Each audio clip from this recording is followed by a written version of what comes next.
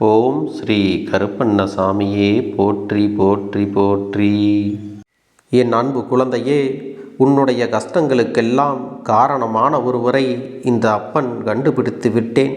நீ அனுபவித்து கொண்டிருக்கும் கஷ்டங்களை எல்லாம் சரி செய்ய வேண்டும் என்றும் அதற்கான தீர்வினை கொடுக்க வேண்டும் என்றுதான் உன் அப்பன் உன் இல்லம் தேடி ஓடோடி வந்திருக்கிறேன்.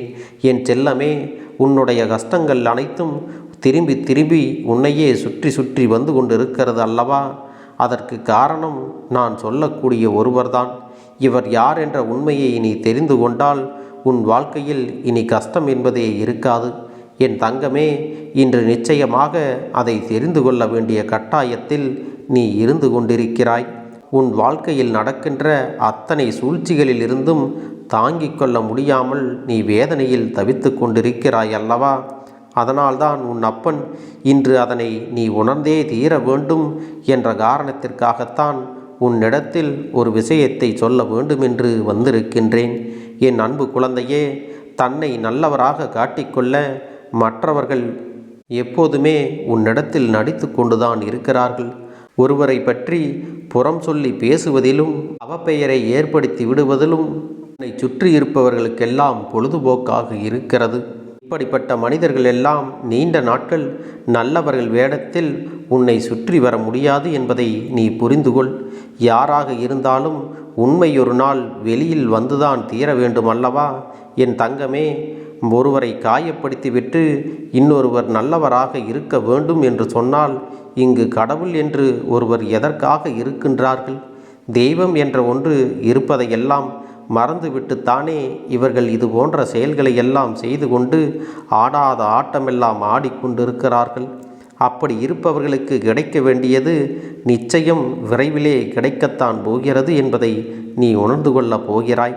என் தங்கமே, இந்த வாழ்க்கையில் சிலரை நமக்கு பிடிக்காது.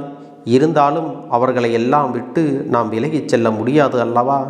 காலத்தினுடைய கட்டாயம் நாம் அவர்களோடு தான் வாழ வேண்டும் என்று பின்னி பிணைத்திருக்கும் பொழுது உனக்குள் இருக்கின்ற அத்தனை வேதனைகளையும் வலிகளையும் சுமந்து கொண்டு சில நேரங்களில் என்ன செய்வதே என்று தெரியாமல் அங்கேயே நீ நின்று கொண்டிருப்பாய் அல்லவா? அந்த நேரத்தில் வாழ்க்கையினுடைய அர்த்தத்தை நீ நன்றாக புரிந்து கொள்ள வேண்டும். என் பிள்ளையே, எல்லோருக்கும் இந்த வாழ்க்கையானது விருப்பம் போல நடந்து முடிவது கிடையாது. உனக்கு பிடிக்காத ஒரு விஷயம்தான் எப்பொழுதும் உன்னோடு ஒட்டி கொண்டே இருக்கும். இதை சரியாக புரிந்து உன் வாழ்க்கையில் இவர்களையெல்லாம் நீ வென்று வர வேண்டும். என் தங்கமே, உன்னுடைய வாழ்க்கையில் யாரையுமே கஷ்டப்படுத்தி அதிலிருந்து கிடைக்கக்கூடிய சந்தோஷம் உனக்கு ஒரு நாளும் தேவை கிடையாது. அதேபோல நீ சந்தோஷப்பட வேண்டும் என்பதற்காக உனக்காக வேறு யாராவது கஷ்டப்படுகிறார்கள் என்றால் அதுவும் உனக்கு தேவை கிடையாது. ஏனென்றால் யாருடைய கஷ்டங்களும் துன்பங்களும் உனக்கு மன நிம்மதியை கொடுத்து விடாது. நீ எப்படி வாழ்கின்றாயோ அதுதான் உனக்கு மன நிம்மதியையும் ஆறுதலையும் கொடுக்கும் என்பதையும் நீ எப்பொழுதும் மறந்துவிடக்கூடாது. என் தங்க பிள்ளையே, இப்பொழுது உன்னுடைய மனம் படும் வேதனைகளுக்கெல்லாம் காரணமாக சில உறவுகள்தான் இருக்கிறார்கள் என்பது நிதர்சனமான உண்மையல்லவா?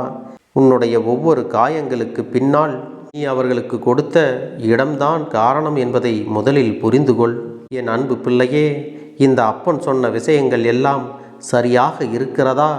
உன்னுடைய கஷ்டங்களுக்கெல்லாம் காரணம் நீதான் என்பதை இப்பொழுதாவது புரிந்து கொண்டாயா?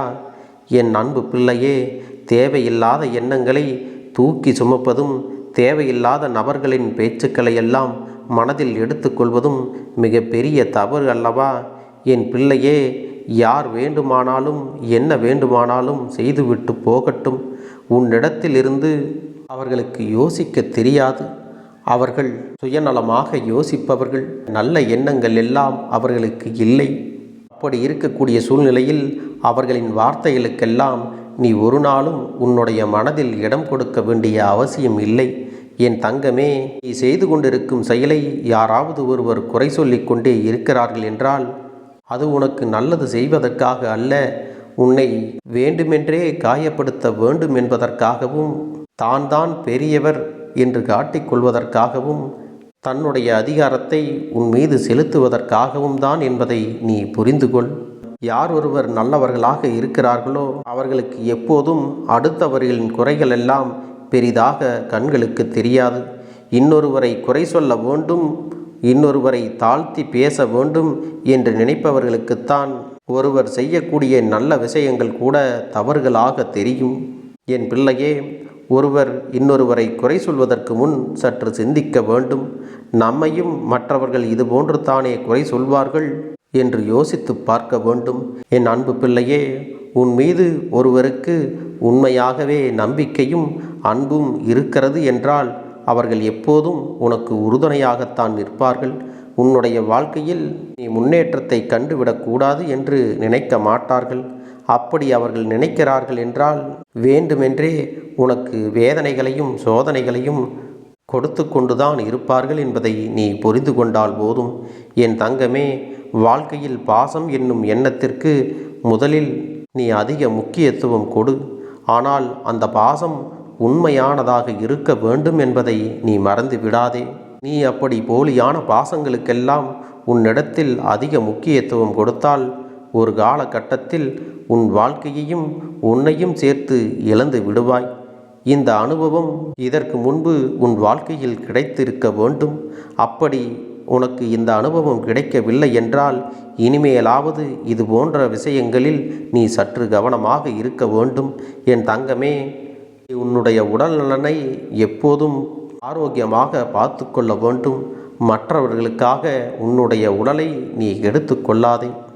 உன்னுடைய ஆரோக்கியம் நன்றாக இருந்தால்தான் உன்னால் எல்லா விஷயங்களையும் சாதிக்க முடியும் என்பதை புரிந்து கொள்.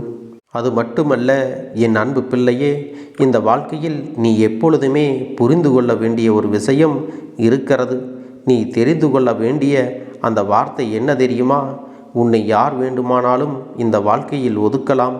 ஆனால் நீ ஒதுக்க வைக்க வேண்டிய விஷயம் என்னவென்று தெரியுமா? அது என்னால் முடியாது என்ற ஒரு வார்த்தையைத்தான். இந்த என்னால் முடியாது என்ற ஒரு வார்த்தையை நீ எந்த ஒரு சூழ்நிலையிலும் எதற்காகவும் பயன்படுத்தாதே. உன்னால் முடியாத ஒரு காரியம் இங்கு வேறு யாராலும் முடியாது என்பதை புரிந்து கொள்ள வேண்டும். எத்தனை முறை இந்த வாழ்க்கையில் நீ ஏமாற்றப்பட்டாலும் சரி, ஒருபோதும் அடுத்தவரை ஏமாற்றுவதற்கு நீ கற்றுக்கொள்ளாதே. அவர்கள் செய்த தீவினைகளுக்கு அதற்கான பலனை அவர்கள் நிச்சயம் அனுபவிக்கத்தான் போவார்கள். நேர்மைக்கு என்றுமே மரணம் கிடையாது என்பதை புரிந்து கொள். இதையெல்லாம் நீ சரியாக உணர்ந்தால் போதும். என் அன்பு குழந்தையே, கருப்பண்ணசாமியின் ஆசிர்வாதங்களும் அன்பும் துணையும் என்றென்றைக்கும் உனக்கு முழுமையாக கிடைத்து கொண்டே இருக்கும்.